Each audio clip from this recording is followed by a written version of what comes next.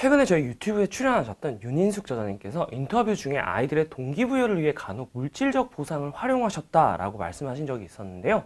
하지만 꽤 많은 심리학자들이나 많은 전문가들이 아이의 공부에 대해서 물질적인 보상을 활용하는 것은 좋지 않다고 이야기합니다.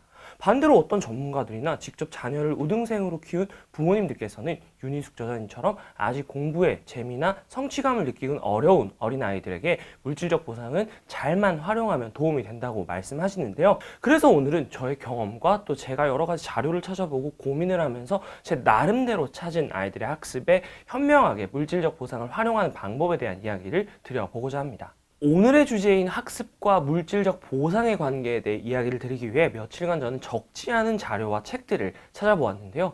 여전히 한쪽에서는 아이의 학습에 대한 물질적 보상이 아이의 버릇을 잘못 들일 수 있다고 말하고, 한쪽에서는 당장 학습에 대한 유인을 가지기 어려운 어린아이들에게 적절히 물질적 보상을 활용하는 것은 필요하다고 말합니다. 그래서 오늘 제 이야기의 결론부터 말씀드리면, 저는 양쪽 다 일리가 있는 말이라 생각하고, 그렇다면 질문을 아이들의 학습의 물질적 보상을 어떻게 현명하게 활용할 수 있을까? 라고 던져봐야 한다고 생각하는데요. 그러면 우선 물질적 보상을 현명하게 활용하기 위해서는 물질적 보상이 왜 장기적으로 아이들에게 부정적 영향을 끼치는지에 대해서 이해를 할 필요가 있습니다. 이에 대해서는 물질적 보상이 주는 외적 동기의 부정적 영향에 관련된 아주 유명한 일화를 한 가지 소개드려 볼 수 있을 것 같은데요. 어느 날 외국의 한 심리학자의 집 앞 잔디밭에 아이들이 찾아와서 공놀이를 하며 놀았는데요. 너무 시끄러워서 견딜 수 없었던 그 학자는 화를 내며 아이들을 쫓아냈지만 어느새 아이들은 몰래 다시 와서 놀기 시작했다고 합니다. 며칠 뒤 그 학자는 새로운 방법을 생각해내고 나서 아이들에게 웃으며 이렇게 이야기했다고 하는데요. 너희들이 뛰어노는 모습이 보기 좋구나. 이제부터 너희들이 우리 집 앞에서 놀 때마다 너희들에게 1달러씩 줄게. 아이들은 어리둥절하면서도 돈까지 받았으니 더 신나게 놀았다고 하는데요. 아이들은 매일 그 잔디밭에서 요란하게 놀았고, 심리학자는 약속대로 아이들에게 매일 1달러씩 주었다고 합니다. 그렇게 2주가 지난 어느 날, 그날도 신나게 논 아이들은 심리학자에게 돈을 달라고 말했습니다. 그러자 그 학자는 사정이 안 좋아졌다며 이제부터는 하루에 50센트씩만 주겠다고 말했습니다. 그 말에 아이들은 매우 못마땅한 표정으로 50센트를 받고 돌아왔고, 그 후 매일처럼 놀러 오던 아이들은 일주일에 두세 번 정도만 와서 놀다가 결국 다시는 오지 않게 되었다고 합니다. 바로 순수하게 뛰어놀고 싶은 아이들의 내적 동기를 하루에 1달러씩 받는 외적 동기로 변환시켜 아이들의 흥미를 떨어뜨리고 다시 외적 동기를 줄여서 결국 그 일을 포기하게 만든 것인데요. 이 이야기에서 보듯 내적 동기는 자신이 좋아하고 만족하는 일이기 때문에 자발적으로 하고 싶어하는 마음입니다. 그에 반해 외적 동기는 무엇을 하면 그에 대한 보상을 받기 때문에 하고 싶어하는 마음이라고 할 수 있는데요. 그런데 외적 동기가 지속되려면 같은 수준의 보상이 지속되거나 혹은 더 많은 보상이 필요하다는 특성이 있습니다. 이런 맥락에서 많은 전문가들이 공부에 외적 동기를 연결하는 것은 바람직하지 않다고 말하는 것인데요. 간혹 시험을 잘 보면 무엇을 사주겠다, 시험을 못 보면 혼난다 와 같은 부모님의 말씀은 모두 아이의 외적 동기를 자극하는 것이라고 할 수 있습니다. 그런데 아이를 직접 키워본 부모님들은 적절한 물질적 보상이 오히려 아이들에게 긍정적인 영향과 학습에 대한 동기를 부여할 수 있다고 말씀하시는데요. 그것은 바로 어린아이들이 즉각적인 보상이나 재미를 제공하는 게임이나 놀이에 비해서 학습에 대한 직접적인 요인을 찾기가 쉽지 않기 때문입니다. 물론 그렇게 된다면 너무나 좋겠지만, 이 과목이 너무 재미있고 좋다 라고 느끼기가 일반적으로 쉽지 않고, 반대로 어른들처럼 지금 열심히 공부를 해야 나중에 내가 꿈을 이룰 수 있어 라는 장기적 보상을 생각하기에는 아이들이 아직 어리다는 것입니다. 그렇다면 이런 두 가지 면을 감안했을 때 어떻게 하면 현명하게 물질적 보상을 학습에 활용할 수 있을까요? 이에 대해서는 제 개인적인 경험을 먼저 한 가지 소개해드리고 이야기를 이어가도록 하겠습니다. 제가 학창시절 공부를 처음으로 열심히 하게 된 계기는 다름 아닌 휴대폰 때문이었는데요. 저희 부모님께서는 비교적 보수적인 편이셨기 때문에 저는 초등학교 시절 휴대폰을 가져본 적이 없었습니다. 그래서 저도 이제 중학생이 되니 휴대폰을 사달라고 6학년 졸업을 앞두고부터 부모님을 졸랐는데요. 오랜 기간 부모님을 졸은 끝에 부모님께서는 한 가지 협상안을 제안하셨습니다. 성적이 들쑥날쑥해서 어떤 때는 성적이 반에서 절반 안에도 들지 못했던 제게 배치고사에서 전교 3등 안에 들면 원하는 휴대폰을 원하는 요금제로 사주시겠다는 것이었습니다. 그 말씀을 듣고 처음에는 그건 안 사주시겠다는 거나 마찬가지 아니냐며 다시 부모님께 다시 협상을 시도했지만 어머니는 그렇게 휴대폰이 가지고 싶다면 도전을 해보라고 말씀하시며 그걸 할지 말지 최종적인 결정은 스스로 하라며 부모님께서는 그 이상의 양보는 없다고 단호히 말씀하셨습니다. 분명 쉽지 않아 보였지만 당시 저는 광팬이었던 배우 김태희 씨가 광고하던 엘사의 뮤직폰이라는 게 너무나도 갖고 싶었고 동시에 생각을 해보니 내신 시험도 아니고 6학년 과정을 가지고 치르는 배치고사는 다른 친구들이 별로 준비를 안 하고 있다는 사실을 알았기에 한번 해볼 만하다는 생각이 들었습니다. 그렇게 2달간 열심히 시험을 준비한 결과 저는 신기하게도 딱 전교 3등을 할 수 있었는데요. 그렇게 저는 그토록 원하던 휴대폰을 살 수 있게 되었습니다. 그런데 여기서 중요한 본질은 제가 갑자기 전교 3등이 되었다는 그 사실이 아닙니다. 진짜 중요한 건 전교 3등을 처음 해본 그 이후에 제게 어떤 변화가 생겼느냐 하는 점인데요. 초등학교 3학년 때 담임 선생님이 생활기록부에 학교에서 승우는 너무 활동적으로 학습적인 면은 떨어지지만 운동과 추진력은 탁월하다 라고 쓰신 적이 있으실 정도로 저는 학습적인 면에서 유능한 사람이라는 생각을 해본 적은 없었습니다. 그런데 중학교에 입학한 첫날 담임 선생님이 친구들 앞에서 제 배치고사 성적을 말씀해 주셨는데 그때부터 친구들은 쟤 공부 잘하는데 라는 시선으로 저를 보기 시작했습니다. 모르는 게 있으면 저를 찾아와 물어보기도 했는데요.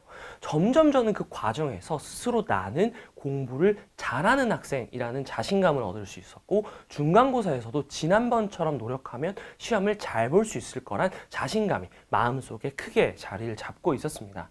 또한 2달 동안 열심히 노력해서 목표를 이뤄냈을 때 느꼈던 그 성취감이 저를 더 열심히 노력하게 만들었고 그 결과 이어진 중간고사에서도 동일한 전교 3등을 이뤄낼 수 있었습니다. 쉽게 말해 어머니께서 사주시기로 했던 휴대폰이라는 물질적 보상을 통해 성취감 그리고 스스로 해낼 수 있을 거라는 효능감을 얻게 된 것입니다. 여기서 잠시 한 말씀만 드리면 방금 말씀드린 제 사례가 그렇다고 모든 아이들에게 적용될 수 있는 그런 방법은 아니라고 생각합니다.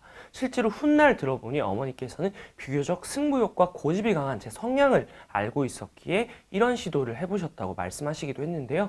또한 절반에도 못 들었던 아이가 전교 3등이 되겠다는 생각을 진짜로 어떻게 할 수 있었는지는 동기부여와 관련된 또 다른 차원의 이야기가 필요하다고 할 수 있습니다. 이에 대해서는 다음에 다시 한번 다른 이야기를 통해 말씀드리도록 하고요. 오늘의 사례는 제 개인적인 경험 중에서 물질적 보상이 큰 변화를 가져다 준 사례라 생각하여 보상활용법에 대한 결론을 도출하기 위해 소개해드린 이야기라는 점을 좀 참고해 주셨으면 좋겠습니다. 그러면 오늘의 핵심 결론으로 넘어가 보아야 할 텐데요. 저는 제 경험담과 앞서 이야기 드렸던 그리고 다른 영상에서 이야기 드린 적 있는 몇 가지 핵심 전제들을 가지고 결론을 도출해 보고자 합니다. 제가 동기부여라는 측면에서 가장 중요하다고 생각하는 전제는 다음과 같습니다.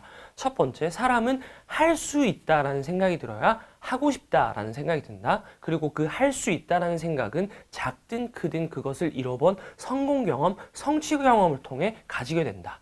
두 번째는 아직 학습의 재미, 성취감이나 효능감을 느껴보지 못한 아이들에게는 재미, 성취감만으로 학습에 대한 유인을 제공하기가 쉽지 않다. 세 번째, 하지만 외재적 보상에 의한 노력이 지속적으로 반복되면 자연스럽게 마음에서 우러나오는 내재적 동기는 줄어들 수밖에 없다. 저는 이 세 가지 전제와 제 경험담을 통해서 어떻게 하면 현명하게 학습에 물질적 보상을 활용할 수 있을 것이라는 질문에 대해서 다음과 같은 이야기를 드려보고자 합니다. 키워드로 정리해서 살펴보면 첫 번째는 바로 능동성인데요. 쉽게 말해 물질적 보상을 사용하더라도 학습의 아이의 능동성을 살리는 방향으로 적용되어야 한다는 것입니다. 이는 먼저 물질적 보상을 통해 변화시키고자 하는 아이의 행동이 아이가 아주 쉽게 또는 아무렇지 않게 할 수 있는 행동이 아니어야 한다는 가이드를 제시해 줄 수 있습니다.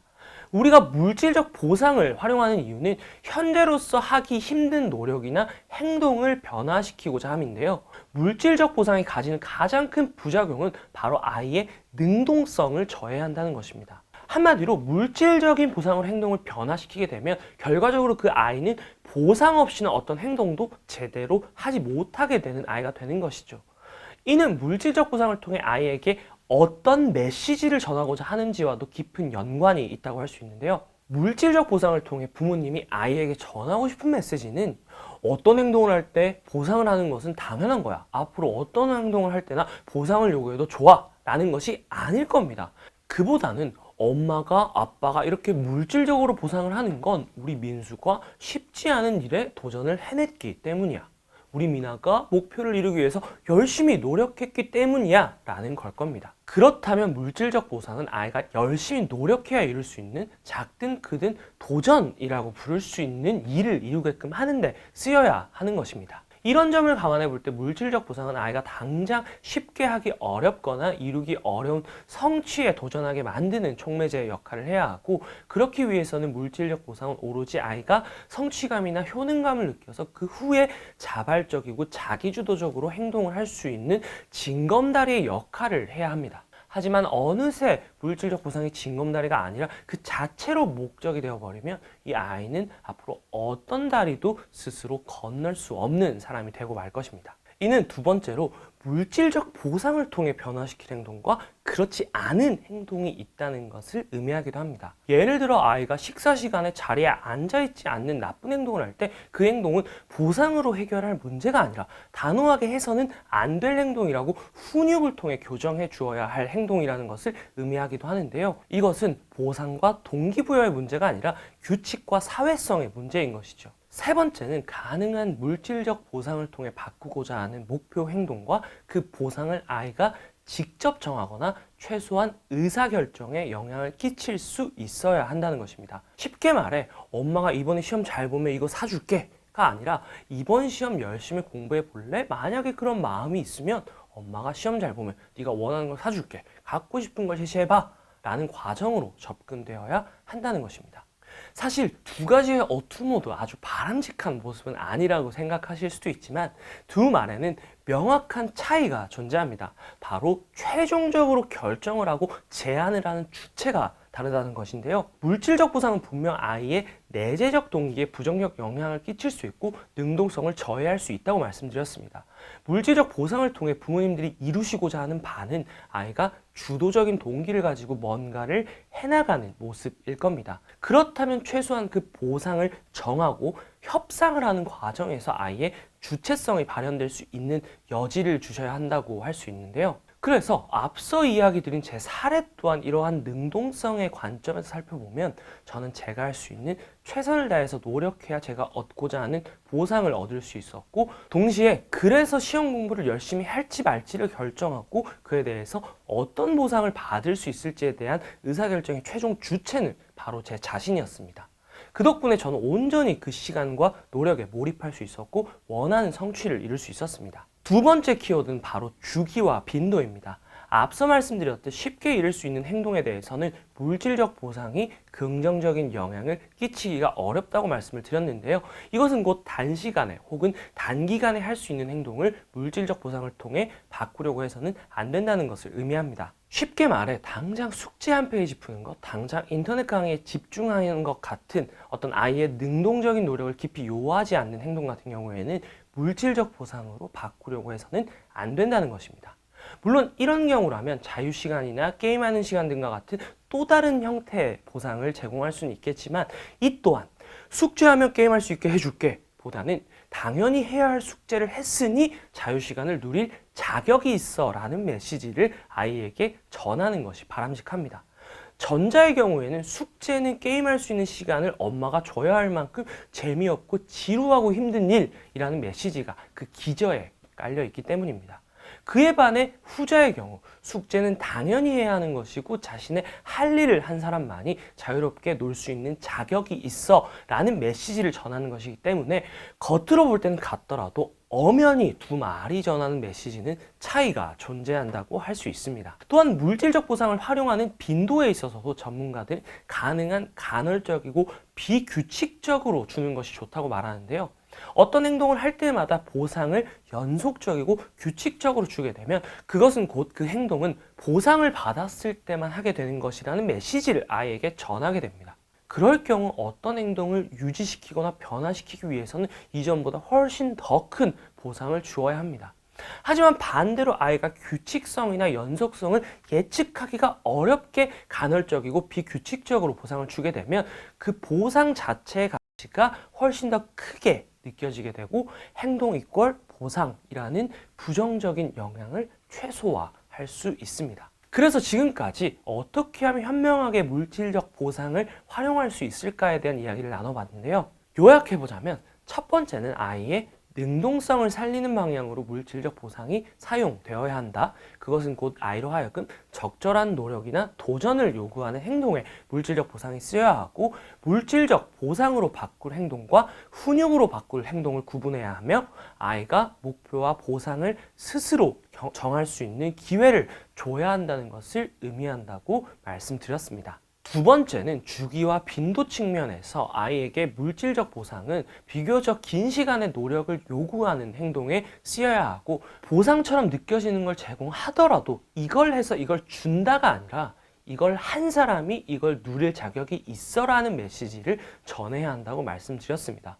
더불어 가능한 보상은 간헐적이고 비규칙적인 형태로 주는 것이 좋다고 말씀드렸는데요. 마지막으로 이제 드리고 싶은 말씀은요. 물질적 보상을 주는 것은 임시적인 수단이지 결코 아이의 행동을 바꾸는 지속 가능한 방법이 될 수는 없습니다. 물질적 보상이라는 징검다리를 통해서 궁극적으로 아이가 그전까지 느껴보지 못한 성취감과 나도 잘 해낼 수 있다는 효능감, 그리고 뭔가를 학습하고 탐구하는 과정이 얼마나 재미있고 의미 있는 일인지를 느낄 수 있는 목적지에 도달해야 한다는 사실을 잊지 않으셨으면 좋겠습니다. 그걸 위해서는 물질적 보상도 중요하지만 그보다 훨씬 더 중요한 것은 부모님의 지속적인 칭찬과 인정, 학습에 대한 긍정적인 정서를 느낄 수 있게 해야 한다는 점을 꼭 기억해 주셨으면 좋겠습니다.